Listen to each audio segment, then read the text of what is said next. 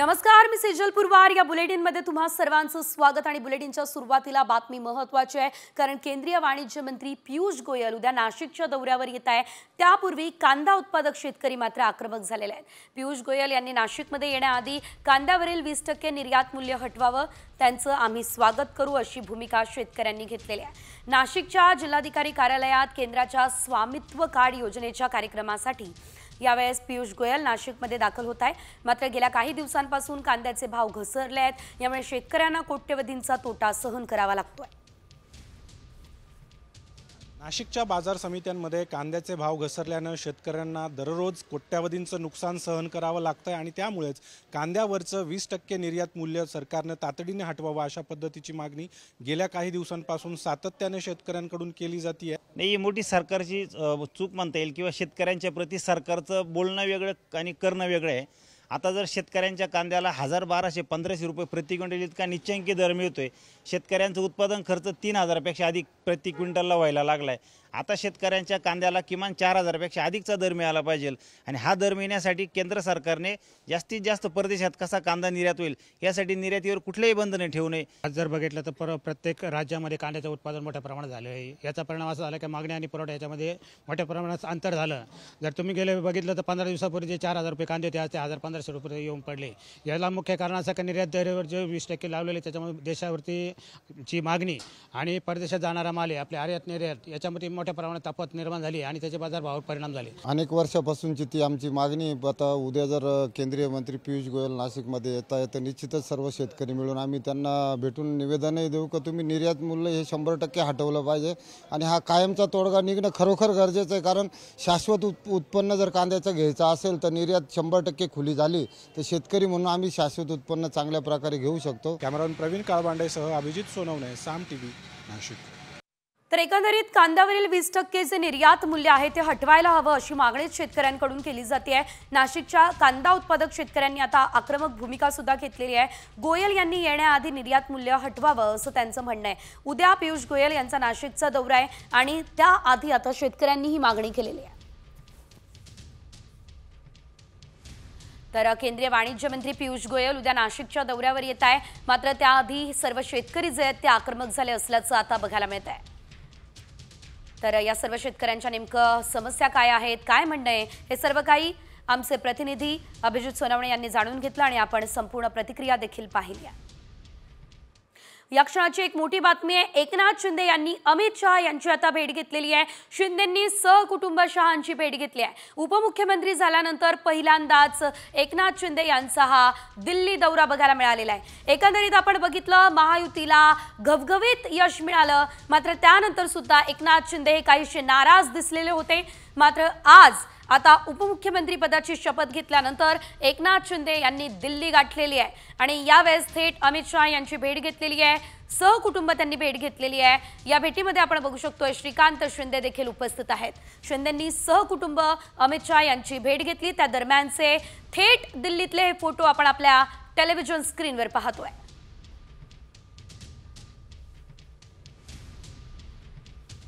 याशिवाय संपूर्ण राज्यभरात सध्या आपण बघतोय थंडीचा कडाका वाढलेला आहे, तर काही ठिकाणी पावसाची शक्यता आहे। नेमकं राज्यभरात काय घडतंय पुढे बघूया 36 जिल्हे 36 रिपोर्टर्समध्ये। मध्य महाराष्ट्र, मराठवाडा, विदर्भात पुढील 4 दिवस जोरदार पावसाचा अंदाज आहे। हवामान विभागाने या जिल्ह्यांना पावसाचा अलर्ट सुद्धा दिलेला आहे। याशिवाय राज्यातली थंडी कमी झालेली आहे आणि येत्या काही दिवसांमध्ये तापमानात 2 ते 4 अंश सेल्सिअसने वाढ होण्याची देखील शक्यता आहे।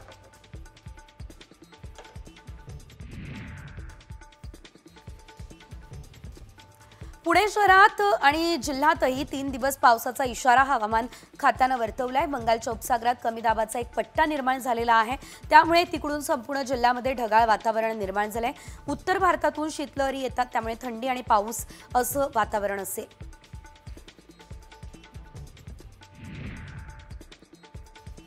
यवतमाळ जिल्ह्यामध्ये गारपिटीसह पावसाचा अंदाज व्यक्त करण्यात आलेला आहे। 27 ते 28 डिसेंबर दरम्यान जिल्ह्यात गारपिटीसह वादळी पावसाचा अंदाज आहे। नागरिकांनी सतर्क राहावं असं आवाहन जिल्हा प्रशासनाच्या वतीने करण्यात आलेलं आहे।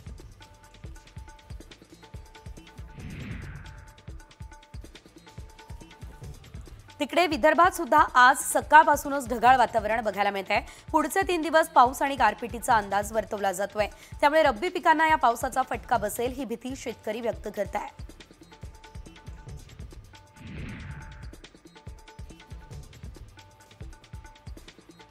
सांगलीच्या वाळवा आणि शिराळा तालुक्यात वारणा पट्ट्यामध्ये धुक्याची चादर ही पसरलेली आहे. पहाटेपासून संपूर्ण तालुका धुक्यात हरवला गेला. धुक्यामुळे आता भाजीपाला उत्पादक शेतकऱ्यांनाही मोठा फटका बसणार आहे. त्यामुळे शेतकरी हतबल झाले.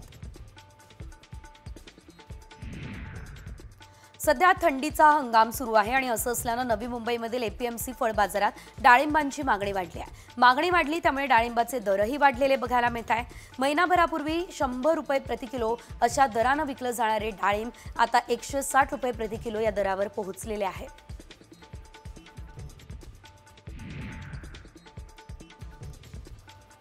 गुलाबी थंडीमध्ये बदलापुरात पोपटी पार्टीचं आयोजन करण्यात आलं.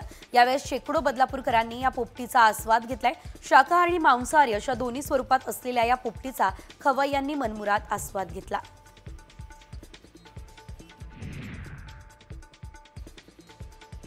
सांगलीमधला द्राक्ष हंगाम आता सुरू झालाय. 400 ते 480 रुपये द्राक्षाला दर मिळतोय. मात्र हवामान बदलामुळे शेतकऱ्यांच्या अडचणींमध्ये वाढ होण्याची शक्यता आहे.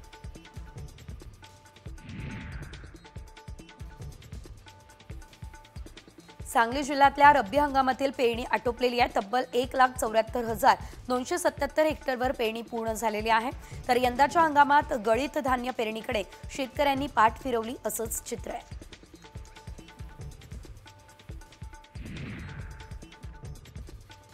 बुलढाणामधल्या बदलत्या हवामानामुळे आता गहू पिकाला फटका बसण्याची दाट शक्यता आहे. 2 दिवसात जिल्ह्यात गारपीट आणि पावसाचा इशारा सुद्धा देण्यात आलेला आहे. त्यामुळे रब्बी पीक हरभरा आणि गहू या पिकांवरती रोगराई पसरण्याची शक्यता आहे. शेतकरी आता चिंतेत सापडले आहेत.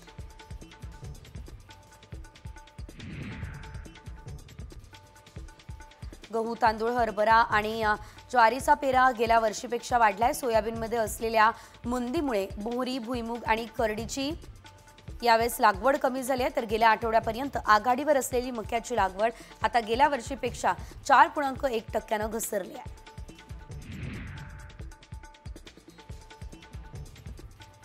मुरबाडमध्ये भात खरेदीला आता सुरुवात झाली आहे. त्यामुळे शेतकरी समाधान व्यक्त करत आहे.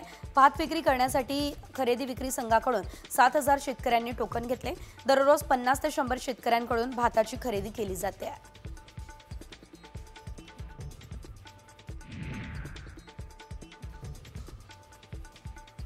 सांगली जिल्ह्यामध्ये 91% रब्बीचा पेरा हा आटोपलाय. जिल्ह्यातील एकूण क्षेत्रापैकी ज्वारीचे सरासरी क्षेत्र 1,25,066 हेक्टरवर आहे. जत तालुक्यात सर्वात जास्त ज्वारीची पेरणी केली आहे.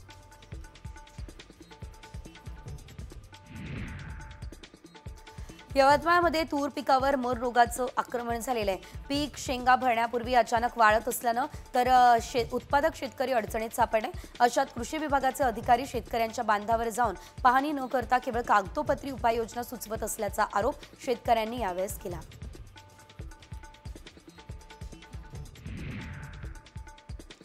जालन्यातल्या अंबड घनसावंगी तालुक्यातील 4 कारखान्यांनी ऊस गाळप हंगाम सुरू केलाय. मात्र गाळप सुरू झालेल्या कारखान्यांनी ऊस दर जाहीर केलेला नाही. त्यामुळे ऊसाला प्रतिटन 3,000 रुपये भाव देण्याची मागणी आता शेतकऱ्यांनी केली आहे.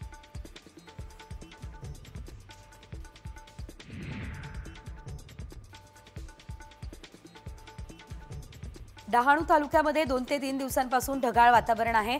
आंबा, मोहर, भाजीपाला, शेवगा, हरभरा पिकांना आता फटका बसलाय. त्यात ढगाळ वातावरणामुळे आंबा, मोहर गळतीची सुद्धा समस्या वाढली आहे. बागायतदार चिंतेत सापडले आहेत.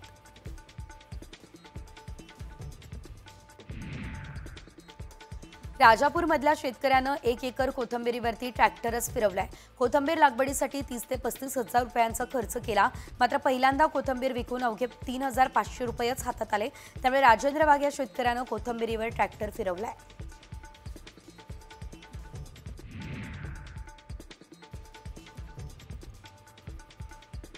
वाशिमच्या बाजारात वाटाण्याच्या शेंगांना चांगली मागणी आहे. 90 ते 100 रुपये किलोप्रमाणे दरही मिळतोय. अवघ्या 2 ते 2.5 महिन्यांचं पीक असलेल्या वाटाण्यातून शेतकऱ्यांना चांगला नफा मिळतोय. त्यामुळे शेतकरी आनंदित आहेत.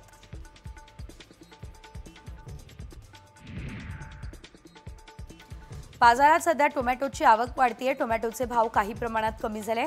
टोमॅटोचे भाव हे मागील 3 आठवड्यांमध्ये क्विंटल मागे 500 ते 800 रुपयांनी कमी झाले. बाजारात सध्या टोमॅटोला 1500 ते 2000 रुपयांचा भाव मिळतोय.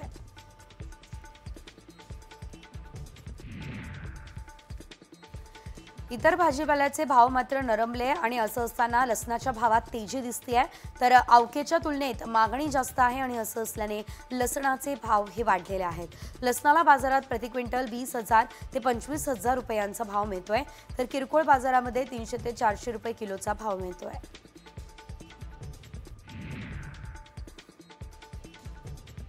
मराठवाड्यामध्ये आजपासून पुढचे 3 दिवस पाऊस आणि गारपिटीचा अंदाज वर्तवण्यात आलेला आहे.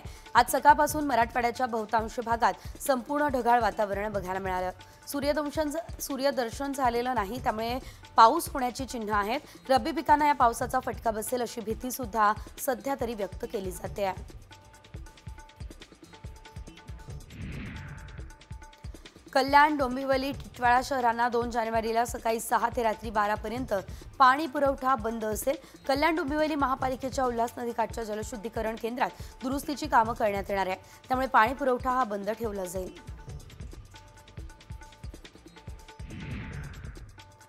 पुण्यातल्या काही भागात पाणी पुरवठा बंद असेल, तर भवानी पेठेतील जलवाहिनीच्या कामासाठी पाणी पुरवठा बंद असेल, त्यामुळे उद्या सकाळी कमी दाबानं पाणी पुरवठा होण्याची शक्यता आहे.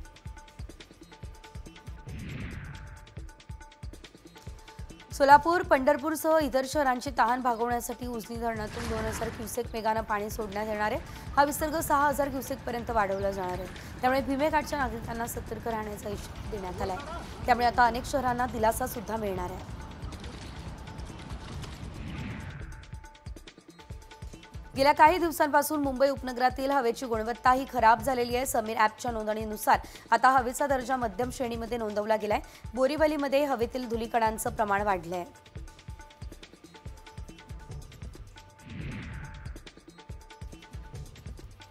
राज्य सरकारच्या पुढाकाराने 50 कोटी वृक्ष लागवड योजना राबवण्यात आली होती. मात्र त्याचवेळी राज्यात विविध विकास कामांसाठी हजारो वृक्षांचा बळी देण्यात आला.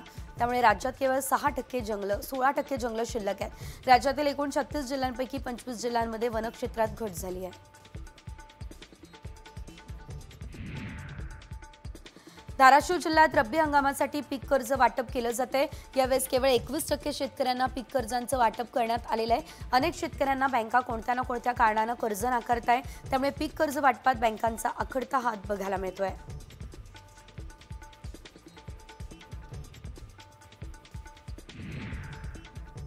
रेशन दुकानांमध्ये होणाऱ्या गैरव्यवहाराला चाप बसवण्यासाठी आधुनिक प्रणालीचा अवलंब सुरू झालाय. रेशन दुकानांमध्ये धान्य आल्याचा मेसेज लाभार्थीच्या मोबाईलवर जाईल.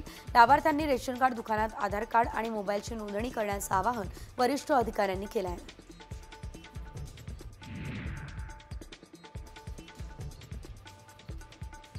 पशुखाद्याच्या भावात सातत्यानं वाढच होतीये. त्यामुळे पालकांना आता आणि पशुपालकांना मोठा खर्च करावा लागतोय. दुसरीकडे चांगल्या प्रतीच्या दुधाला योग्य दर मिळत नाहीये. त्यामुळे शेतकरी उत्पादक शेतकरी चांगल्या संकटात सापडलाय. त्यामुळे सरकारने दुधाला हमीभाव मिळवून द्यावा अशी मागणी दूध उत्पादक शेतकरी करतायत. बनावट शेतकरी उभे करून अतिवृष्टीची कोट्यवधींची मदत लाटणाऱ्या तलाठ्यांना बुलढाणा आर्थिक गुन्हे शाखेच्या पोलिसांनी ताब्यात घेतलं. तत्कालीन तहसीलदार शीतल सोलट यांनीच हा घोटाळा उघडकीस आणलेला आहे आणि यासोबत पोलिसात तक्रारही दिलेली आहे. ऑगस्ट महिन्यापासून तिन्ही आरोपी फरार होते.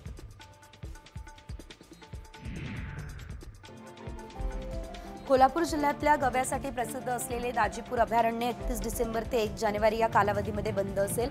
2 दिवसांसाठी पर्यटक आणि अभ्यासकांना दाजीपूर अभयारण्यामध्ये प्रवेश बंद राहील.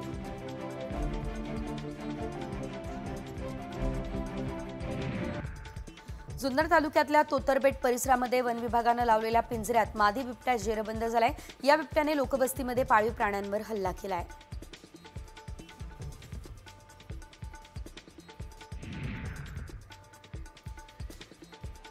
अंबरनाथच्या तहसीलदार कार्यालयाच्या आवारात बुधवारी 8 फुटी धामण आढळली आहे. सर्पमित्र प्रकाश गोहिल यांनीच याबाबत कळवलं आणि त्यांनी धामणीला पकडून जंगलात सोडलं. कार्यालयाच्या सुट्टी असल्याने अनर्थ टळला.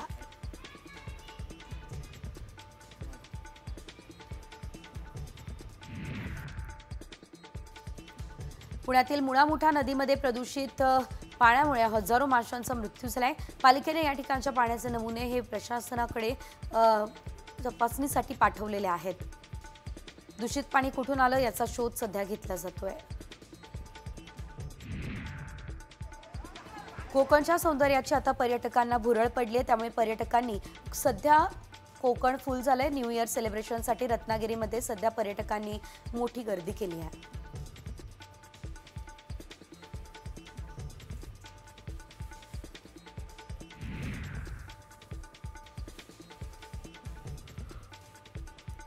फट साजरा करण्यासाठी पर्यटक मोठ्या संख्येने सध्या कोकणात दाखल झाले आहेत। देवगड, मालवण आणि वेंगुर्ला समुद्र किनाऱ्यावर पर्यटकांची गर्दी दिसते आहे। सरत्या वर्षाला निरोप देण्यासाठी पर्यटक कोकणात दाखल झाले आहेत।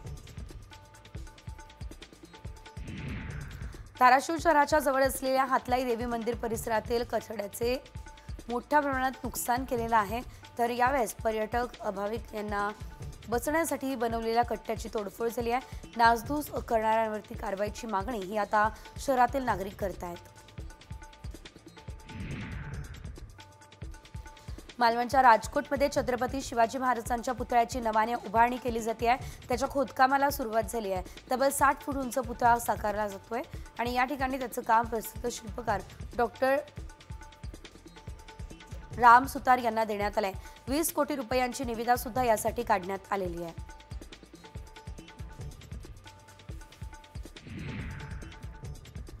तिकडे वसई गावात नाताळ सणाची धामधूम बघायला मिळाली आहे। सर्व स्थानिक ख्रिस्ती लोकांनी पारंपरिक वेशभूषा परिधान केली आणि ख्रिसमस कार्निवलमध्ये भाग घेतला।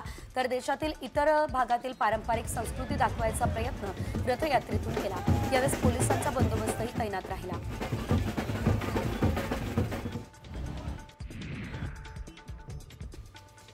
वसईमध्ये ठिकठिकाणी ख्रिस्ती बांधवांनी नाताळ सणानिमित्त ख्रिस्त जन्माचा देखावा साकारला। रंगबिरंगी सजावट करत अनेक ठिकाणी चलचित्र साकारली। हे देखावे 31 डिसेंबरपर्यंत पाहता येणार आहे।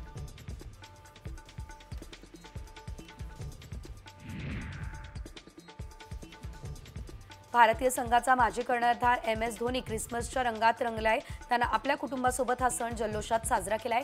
लाडकी लेक झिवासाठी धोनी सांता क्लॉजही बनलेला आहे। धोनीचे लेक आणि पत्नीसोबतचे फोटो सध्या सोशल मीडियावर चांगला धुमाकूळ घालताना दिसत आहेत।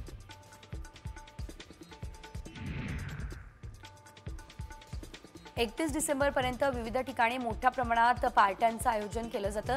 त्यात रेव पार्ट्यांमध्ये पोलिसांची करडी नजर असते। तर अंमली पदार्थ पुरवणाऱ्या तस्करांची माहिती काढण्यासाठी पोलिसांनी यावेळेस खबऱ्यांचं नेटवर्क कामाला लावलं आहे।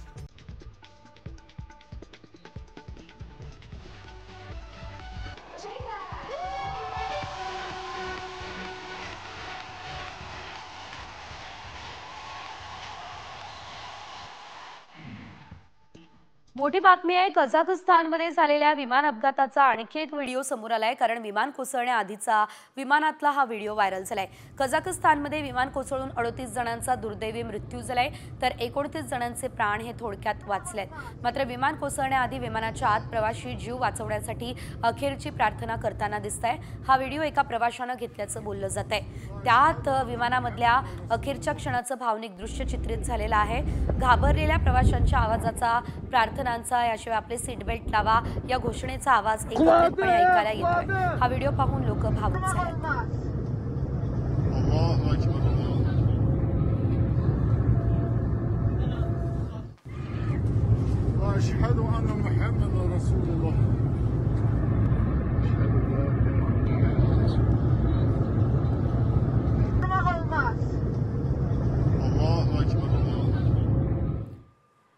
आणि यानंतर पुढे उर्वरित बातम्यांचा धावता आढावा घेऊयात। विमानातील सुरक्षा यंत्रणेची तपासणी वाढवण्याची मागणी एका वैमानिकानं केली आहे। तर वैमानिकानं व्यक्त केलेल्या चिंतेची दखल घेत उच्च न्यायालयानं सुरक्षा यंत्रणेची तपासणी करण्याचे आदेश दिले आहेत।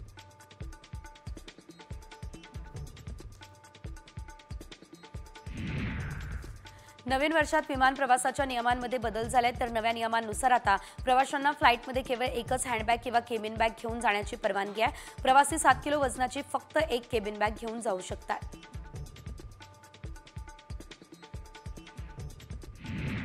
इंडिगोच्या विमानांमधून नोव्हेंबर महिन्यामध्ये 1 कोटी लोकांनी प्रवास केला असल्याचं आता समोर आलेलं आहे। हा आजवरचा विक्रम मानला जातोय। नागरी विमान वाहतूक महासंचालनालयानं ही माहिती प्रसिद्ध केली आहे। वर्षभरात 35,000 विद्यार्थी बेकायदा परदेशात गेल्याच्या संशयावरून ईडीने देशभरात 8 ठिकाणी छापे टाकले. मुंबई आणि नागपूरमधल्या 2 संस्थांमार्फत 35,000 विद्यार्थ्यांना प्रवेश मिळवून देण्याचा करार आहे. या प्रकरणी 2 आरोपींना आता खाती त्यांची गोठवण्यात आलेली आहे.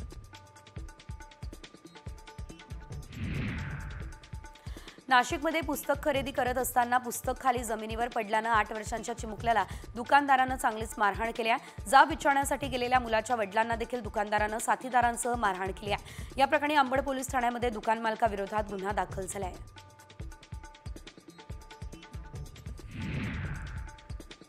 कल्याण अत्याचार आणि हत्या प्रकरणातील आरोपी विशाल गवळी याला शेगाव येथून सलूनमधून पोलिसांनी ताब्यात घेतलंय. तेव्हाचे त्या दुकानातील सीसीटीव्ही आता साम टीव्हीच्या हाती लागले आहेत.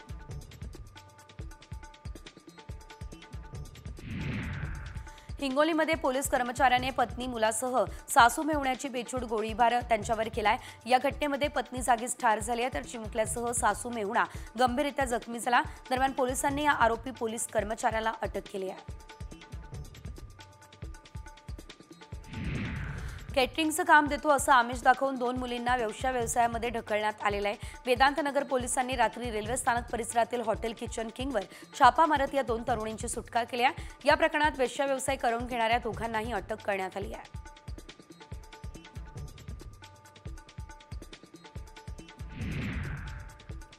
सांगली कवठे महांकाळ या ठिकाणी भयंकर अपघात झाला. मृतदेहाचे तुकडे थेट रस्त्यावर पसरले. घटनास्थळी कवठे महांकाळ पोलीस आणि स्पेशल रेस्क्यू फोर्सने जाऊन मयत व्यक्तीचे रस्त्यावरील तुकडे हे गोळा केलेले आहेत. मृत व्यक्तीची ओळख पटलेली नाहीये. पुढील तपास सध्या सुरू आहे. हिंगोलीमध्ये कौटुंबिक वादातून पत्नीने विहिरीमध्ये उडी घेत आत्महत्या केली आहे.